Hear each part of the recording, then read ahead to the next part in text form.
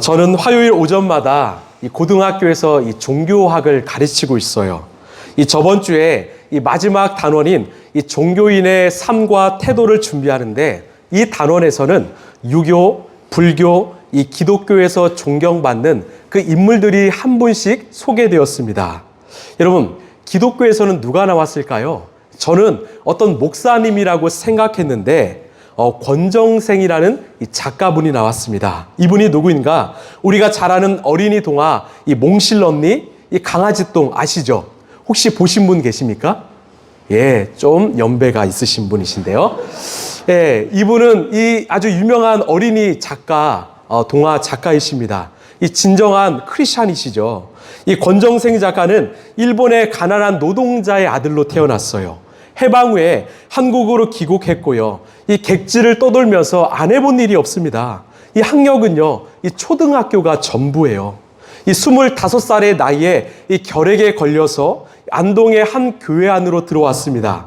이 그는 평생 5평짜리 오두막에서 이 가난을 벗삼으며 교회 종지기로 살았어요. 배운 것은 많이 없었으나 아이들을 정말 사랑했습니다. 그 교회에서도요, 이 아이들을 위한 교사로 섬겼습니다. 그리고 아이들을 위한 글을 쓰기 시작했습니다. 제가 기록을 보니까 그냥 글을 쓰지 않았고요, 기도하면서 썼다고 해요. 얼마나 기도했는지 그가 기도했던 그 교회 마룻바닥은 움푹 패여 있었다고 합니다. 그리고 그가 쓴 강아지똥 몽실언니가 대박이 났어요. 베스트셀러가 되었지요. 이제 들어오는 인세가 참 많아졌습니다. 그러면 좋은 집에서 편안하게 살면 되잖아요. 그런데 그 많은 돈을 어떻게 사용했을까요? 이분의 유언 중 하나인데요. 잘 보시면, 내가 쓴 모든 책은 주로 어린이들이 사서 읽은 것이니 여기서 나오는 인세를 어린이들에게 되돌려주는 것이 마땅하다. 그 인세를요, 자기를 위해서 쓰지 않고 전부 가난한 아이들을 위해서 사용했다라고 합니다. 제가 이분의 삶을 조사하면서 한 영상을 보았는데, 이 후배 작가들이 이 존경하는 선배 작가로 이 권정생 작가를 뽑았습니다. 이런 내용이었어요. 우리 권 선생님을 만나면, 이 권 선생님과 대화하면 제가 부끄러워져요. 더러웠던 제 마음이 깨끗해져요. 다시 동심으로 돌아가게 되어 이 작가의 소명을 다시 회복하게 돼요. 참 놀라운 고백이었어요. 제가 이분의 삶을 보고 그 인터뷰를 보면서 하나님께 기도했습니다. 하나님, 제가 감히 이분의 삶을 따라할 수 없지만 우리 권정생 작가의 성품을 담고 싶습니다. 이 후배 작가들이 선생님을 만나면 자기의 삶을 돌아보고 회복하고 자기의 잘못을 뉘우치는 것처럼 저도 성숙해져서 누군가 저를 만났을 때 자기의 삶을 돌아보고 잘못을 뉘우치고 예수님께 돌아가는 그런 인격자, 그런 성품의 목회자가 되고 싶습니다. 이렇게 기도했습니다. 여러분, 우리 권정생 작가가 이런 삶을 살 수 있었던 이유는 무엇일까요? 바로 그가 기도의 사람이었기 때문입니다. 새벽마다 일어나서 교회 종을 치고 하나님 앞에서 간절하게 기도했던 기도의 사람이었기 때문이죠.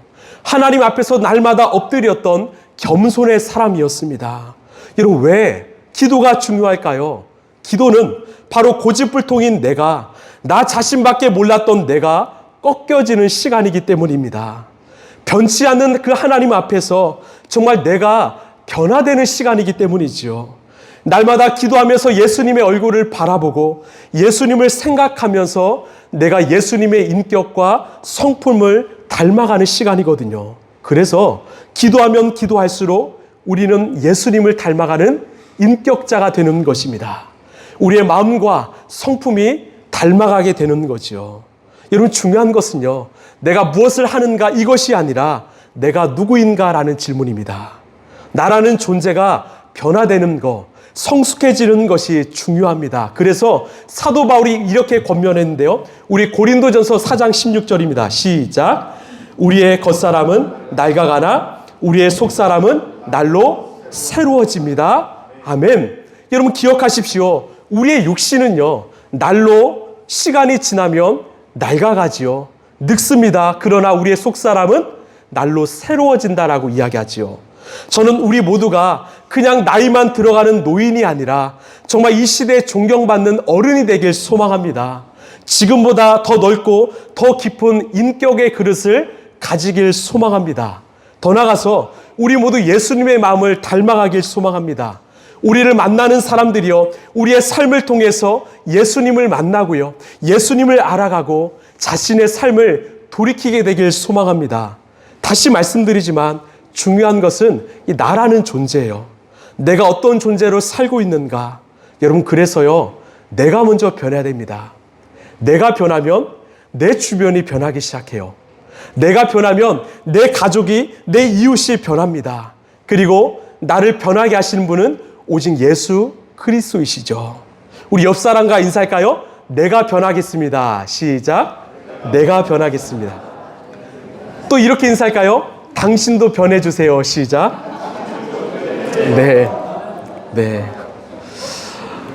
오늘 말씀은요, 이 바벨론의 포로로 끌려간 이스라엘 백성들에게 하나님이 하신 말씀입니다.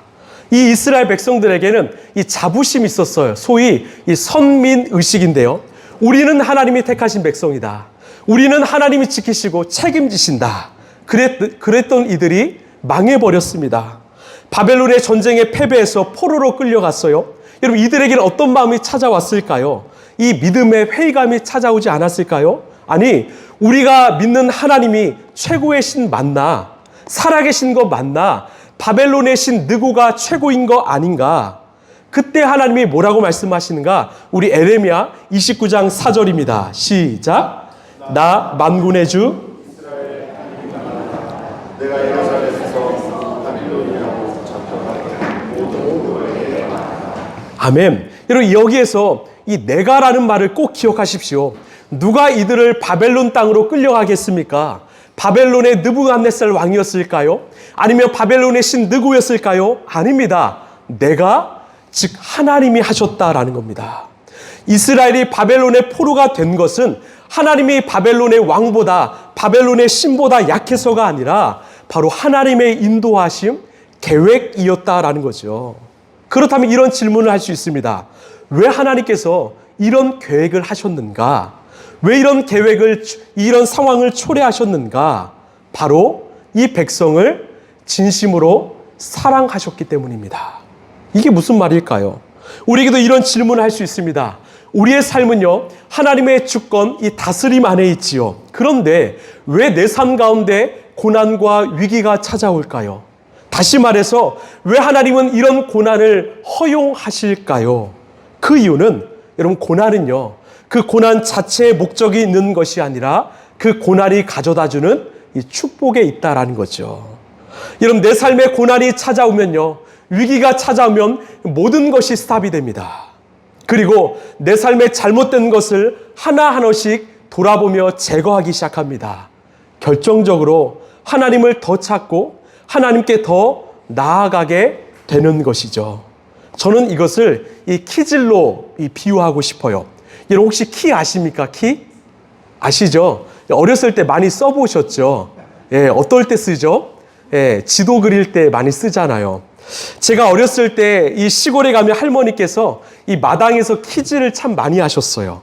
키에 곡물을 넣고요, 이 키질을 하면 이 껍데기는 바람에 날아가고 이 알곡만 남지요. 여러분, 이것이 바로 고난의 의미입니다. 결국 고난은요, 이 고난으로 끝나지 않고요, 우리가 그 시간을 통해서 알곡이 되어가는 거지요. 여러분, 믿으십니까? 그래서 이 기독교 변증가이자 이 나니아 연대기를 쓴 이 C.S. 루이스가 이 고난은 하나님의 변장된 축복이라고 말해요. 즉, 이 고난을 통해서 우리는 다시 하나님께 나아갈 수 있고, 이 고난을 통해서 우리는 하나님의 진정한 은혜와 사랑을 더 깊이 경험할 수 있다라는 거죠. 우리가 성숙해진다라는 거죠.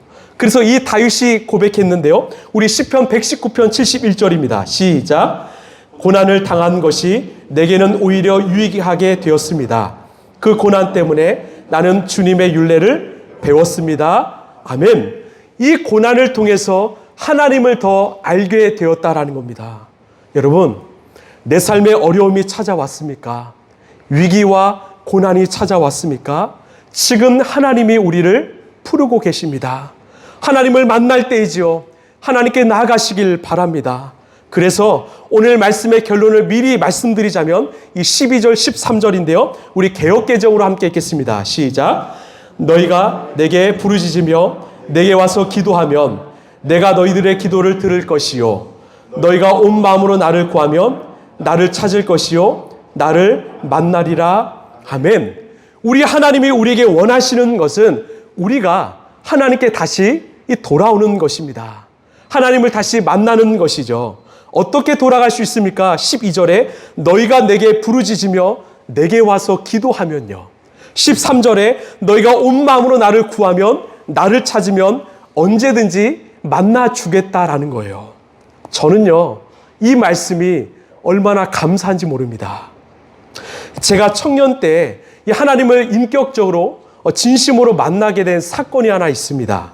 제 삶이 너무나 어려워서 힘들어서 이 성경을 펴서요, 이 복음서를 묵상했거든요. 그러다가 이 한 말씀이 제 마음 가운데 깊이 꽂혔어요. 그 말씀이 이 마가복음 10장 45절입니다. 우리 함께 읽을까요? 시작. 인자는 섬김을 받으러 온 것이 아니라 섬기러 왔으며 많은 사람을 구원하기 위하여 치를 몸값으로 내주러 왔다. 아멘. 여러분, 여기서 인자는 누구입니까? 바로 우리 예수님이죠. 우리 예수님이 우리의 삶 가운데 찾아오셨다라는 거예요. 우리를 구원하기 위하여, 우리의 죄를 사하기 위하여 이 땅에 오셨다라는 거죠. 저는 이 말씀을 보면서 제 마음이 무너졌습니다. 왜? 세상의 수많은 종교는요, 인간이 신을 찾아가야 돼요. 그런데 오직 기독교만이 유일하게 신이 인간을 찾아오셨다라는 겁니다. 그렇다면 우리 예수님은 어떤 사람들을 찾아가셨는가? 당시 사회에서 유명한 사람들, 평판이 좋은 사람들, 어떤 직위가 높은 사람들이 아니라 세상에서 가장 낮고 연약한 이들을 찾아오셨다라는 거예요. 그냥 찾아오신 정도가 아니라 그들을 살리게 하여 자신의 귀한 목숨을 내어주셨다라는 거죠. 제가 이 마가복음의 말씀을 묵상하면서 우리 예수님의 마음과 그 예수님의 삶을 묵상하면서 얼마나 울었는지 모릅니다. 왜요? 그 낮고 연약한 자가 바로 저였기 때문입니다. 매일 넘어지고요, 매일 무너지는 자가 바로 저였기 때문이에요. 그런 저를 주님은 외면하지 않으시고 오늘 또 찾아오셨죠. 저를 살리게 하여 당신의 모든 것을 내어주셨다라는 겁니다. 그래서 우리가 예수님의 이름을 부르기만 하면요, 우리가 간절히 그분을 찾기만 하면 우리 주님이 우리의 삶 가운데 찾아오신다고 말씀합니다. 이것이 얼마나 큰 은혜인지 몰라요. 여러분, 힘드십니까? 혹시 마음이 아프십니까? 내 삶 가운데 위기와 고난이 찾아왔습니까? 예수님의 이름을 부르시길 바랍니다. 간절히 부르시길 바랍니다. 그러면 우리가 어디에 있든지 어떤 모습이든지 우리 주님은 우리를 찾아와 만나신다라는 것이죠. 제가 사역을 시작하면서 이 예수님의 마음을 품었습니다. 여러분, 우리 예수님은요, 어디든지 찾아가 만나셨거든요. 아파하는 한 영혼이 있다면, 울고 있는 한 영혼이 있다면 예수님은 아무리 먼 거리라도 찾아가셔서 만나셨거든요. 여러분, 세상의 관점으로 보면 이런 사역은요, 비효율적입니다. 차라리 많은 사람들을 모아서 한 번에 말씀을 선포하고 고치면 이것이 참 효율적인데, 예수님은 한 영혼 한 영혼을 찾아가 만나셨지요. 저는 그 삶을 담고 싶었습니다.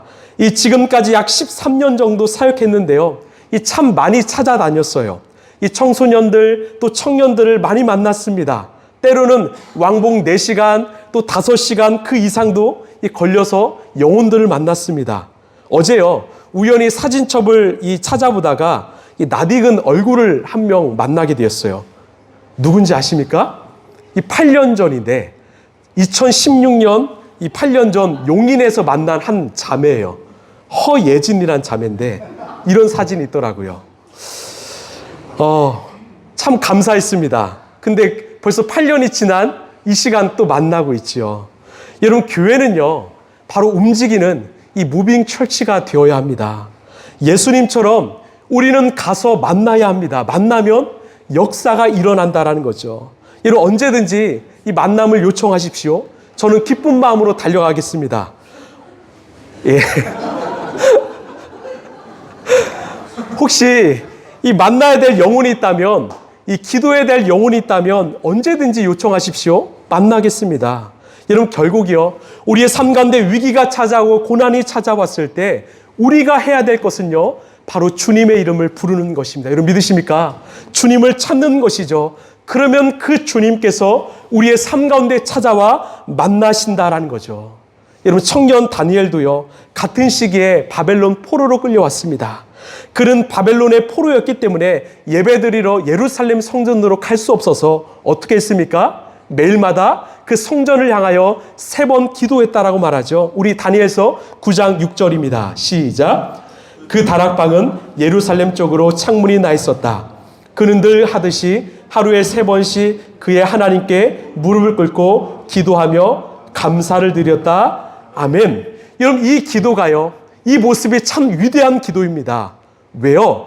당시 왕이 아닌 다른 신에게 기도하다 걸리면 목숨을 잃습니다. 실제로 이런 기도를 하다가 다니엘은요, 사자굴에 던져지게 되었죠. 이것은 바로 목숨을 내어놓고 하는 기도를 한 거죠. 즉, 위기 앞에서도 굴하지 않은 기도였기 때문입니다.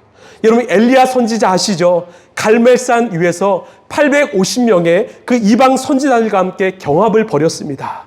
그들의 위협 앞에서도 하나님을 찾고 기도했습니다. 그때 하나님은 놀랍게 역사하셨습니다. 예수님께서 승천하신 뒤에 마가의 다락방에 120명의 성도가 모였습니다. 어떤 위기가 찾아올지 모르는 그런 위기의 상황에서 이들은 간절히 기도했습니다. 그때 하나님은요, 놀랍게 성령의 은혜를 베풀어 주셨습니다. 이 초대 문화부 장관인 이 이어령 교수가 이 한국의 지성이라고 불리죠. 그는 오랫동안 이 무신론자로 살았습니다. 그런 그가 하나님 앞에 무릎을 꿇을 수 있었던 이유는 바로 위기 때문이었지요. 사랑하는 딸의 암투병과 손자의 죽음과 또한 딸의 이혼, 그렇게 자신이 붙잡고 살아왔던 이성이 그 위기의 순간에 아무런 능력을 발휘하지 못함을 깨닫고 그는 하나님을 찾았습니다. 하나님, 제 딸을 살려주신다면 제가 하나님을 믿겠습니다. 간절히 기도했을 때 주님이 만나주셨지요. 우리가 잘 아는 이 박완서 작가도 하나뿐인 아들을 보내고 당시의 고통과 아픔을 하나님 한 말씀만 하소서라는 책으로 묘사했습니다. 그것은 하나님을 향한 이 부르짖음이었습니다. 그 중에 이런 내용이 있지요. 원태야, 원태야, 우리 원태야, 내 아들아, 이 세상에 내가 없다니 그게 정말이냐. 하나님도 너무하십니다. 그 아이는 이 세상에 태어난 지 25년 5개월밖에 안 됐습니다. 하나님, 사랑 깊은 아이로 점지한 내 아들이 왜 죽어야 했는지 더도 덜도 말고 딱 한 말씀만 하소서. 저는 이런 생각을 해보았습니다. 만약 이 박완서 작가가 하나님을 몰랐다면 그 시간을, 그 상황을 어떻게 견딜 수 있었을까? 비록 자신이 원했던 바는 아니었지만 그 하나님께 부르짖고 하나님을 붙잡았기 때문에 그 위기의 시간을 극복할 수 있었다라는 거죠. 여러분, 우리 인생에는요, 예고하지 않게 위기와 고난이 찾아옵니다. 세상 사람들은요, 이 위기를 불행으로 여기죠. 그러나 우리 그리스도인은 그 위기 속에 숨겨진 하나님의 뜻과 계획을 발견해야 합니다. 왜요? 위기는 우리 하나님의 부르심이기 때문이죠. 따라합시다. 다시요, 위기는 하나님의 부르심이다. 여러분, 위기는요, 하나님의 부르심이고 위기는 우리에게 기도하라 하시는 하나님의 부르심입니다. 우리가 기도하지 않으면 이 위기를 극복할 수 없습니다. 우리가 기도하지 않으면 그 위기 가운데 주시는 하나님의 뜻을 알 수가 없습니다. 그래서 우리는 위기 앞에서 기도해야 합니다. 이 예레미야가 활동했던 이 시대는요, 위기 중에 위기의 시대였습니다. 나라는 망해버렸고요. 사람들은 포로로 끌려갔어요. 그럼에도 불구하고 당시 선지자들, 제사장들은 변질되어서 계속 괜찮다라는 거예요. 계속 평화를 외쳤습니다.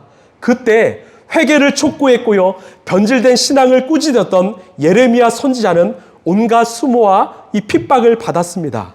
그럼에도 불구하고 예레미야는 이 위기에 빠진 나라와 백성들을 위해서 간절히 기도했습니다. 여러분, 이 위기의식은요, 바로 영적으로 민감한 사람들이 느낄 수 있어요. 또한 이 위기의식은 우리 그리스도인의 사명입니다. 그래서 우리는 이 위기의식을 느끼고 기도하는 이 시대의 사명자가 되어야 합니다. 여러분, 이 나라 이 민족은 어떠합니까? 지금 온통 뉴스가 분열과 다툼과 음모와 같은 부정적인 뉴스이지요. 지금 대한민국의 시계는 멈췄다라고 합니다.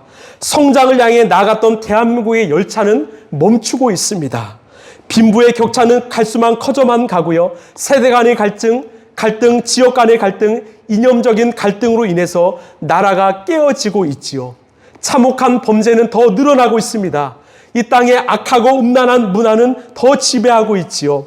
그렇다면 우리 한국교회 기독교는 어떠합니까? 이단 사이비는 난무하고 있고요. 교회는 세상의 빛의 역할을 감당하지 못해서 손가락질 받고 있지요. 그래서 우리는 더욱더 깨어 기도해야 합니다. 예레미야처럼 위기의식을 가지고 이 소명자로 더욱더 기도해야 합니다. 하나님은 오늘 우리에게 이 시대에 처한 위기를 바르게 깨닫게 하시고 하나님을 위해서 기도하는 사명자로 살라고 우리에게 말씀하십니다. 우리가 기도할 때 이 기도의 불씨는 이 땅을 덮어나갈 것입니다. 올해 2월이었는데요. 이 미국의 작은 이 복음주의 대학이었던 이 에즈버리 대학에서 이 기도 운동이 일어났습니다. 이 평소와 다름없는 채플 시간에 우리에게 사랑이 없음을 함께 회개합시다. 이 말씀이 전해진 뒤에 갑자기 학생들이요 계속 기도하기 시작했어요. 24시간 또한 한 달 이상 동안 이 기도했다는 소식이 우리에게 들려졌지요. 그리고 이 기도 운동은 이 엘라바마, 또 텍사스, 테네시, 오하이오 등 여러 대학 캠퍼스로 퍼져나갔다고 합니다. 여러분, 이것은요 바로 하나님이 여전히 살아계신다는 증거이지요.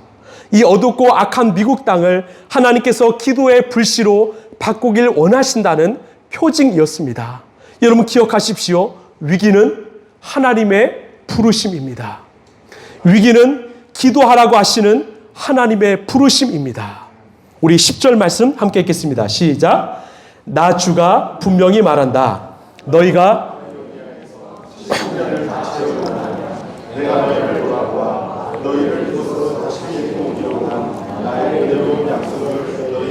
그대로 이루어주겠다. 아멘. 여러분 이 말씀을 보시면 이 말씀의 핵심은요. 야 70년이 지나면 다시 돌아올 거야. 이거 아닙니다.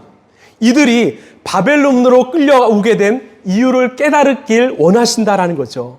왜 바벨론으로 끌려갔습니까? 하나님을 떠났기 때문이에요.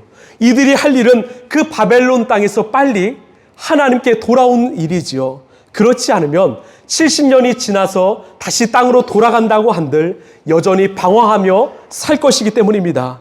그런데 안타까운 것은요, 이들에게는 이런 위기의식이 없었습니다.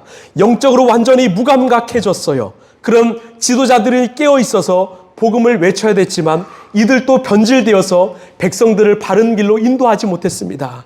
여러분 이런 예레미야의 기도는요, 영적으로 깨어 있기 때문에 민감하기 때문에 할 수 있는 기도입니다. 이 예레미야의 한 사람의 기도가 이 이스라엘 땅을 살렸던 것이죠. 여러분 오늘 주님께서 우리에게도 말씀하십니다. 너희들의 영적 상태는 어떠한가? 너희에게도 이런 위기의식이 있는가? 그런 민감함이 있는가? 우리 역대하 7장 14절입니다. 시작. 내 이름으로 일컫는 나의 백성이 스스로 겸손해져서 기도하며 나를 찾고 악한 길에서 떠나면 내가 하늘에서 듣고 그 죄를 용서하여 주며 그 땅을 다시 번영시켜 주겠다. 아멘. 여러분 이 말씀을 믿으시고 이 나라 이 민족을 위하여 여러분 기도하시길 바랍니다. 하나님께서는 다시 이 땅을 회복시켜 주실 것입니다. 우리 마지막으로 11절 말씀입니다. 시작. 너희를 두고 계획하고 있는 일들은 오직 나만이 알고 있다. 내가 너희를 두고 계획하고 있는 일들은 재앙이 아니라 번영이다. 너에게 미래에 대한 희망을 주려는 것이다. 나 주의 말이다. 아멘. 여러분 우리 하나님이요, 우리에게 재앙을 주시는 분이 아니라 우리에게 번영과 소망을 주시는 분이십니다. 그래서요, 저는 여러분 한 분 한 분을 위해서 기도할 때마다 여러분이요, 어떤 부자가 되고요, 어떤 일이 잘 풀리는 것을 위해서 기도하는 것이 아니라 정말 여러분 한 사람 한 사람이 하나님 앞에 바로 서길 기도합니다. 여러분 한 사람 한 사람이 정말 주님 앞에 무릎 꿇는 그런 그리스도인이 되길 위하여 기도합니다. 그렇게 된다면 우리 하나님께서 우리 인생 가운데 번영과 소망을 주실 것을 믿습니다. 중요한 것은 다시 말씀드립니다. 위기가 찾아왔을 때 우리는 기도해야 합니다. 마가의 다락방에서 모인 120명의 성도가 간절히 기도했지요. 그 기도를 통해서 이 땅 가운데 초대교회가 세워지게 되었습니다. 다윗도 마찬가지예요. 여러분 다윗의 시편은 다윗의 기도이지요. 이 시편 51편의 부제는 다윗이 밧세바와 동침한 후 선지자 나단이 그에게 찾아왔을 때 위기의 상황이었습니다. 시편 56편의 부제는 다윗이 사울을 피하여 굴에 있었던 때 위기의 상황이었지요. 시편 63편은 다윗이 유대 광야에 있을 때 위기의 상황이었죠. 모든 위기의 상황 속에서 다윗은 기도했습니다. 그 기도를 통해서 다윗은 끝까지 하나님의 길을 갈 수 있었다라는 겁니다. 여러분, 그래서 우리는 기도하길 원합니다. 위기는 바로 기도하라고 주시는 하나님의 부르심입니다. 말씀을 마무리합니다. 우리 기도의 사람 이엠 바운주가 이런 말을 했습니다. 기도는 하나님을 인생의 사소한 문제들 안으로 모시고 온다. 저는 이 글귀가 참 좋습니다.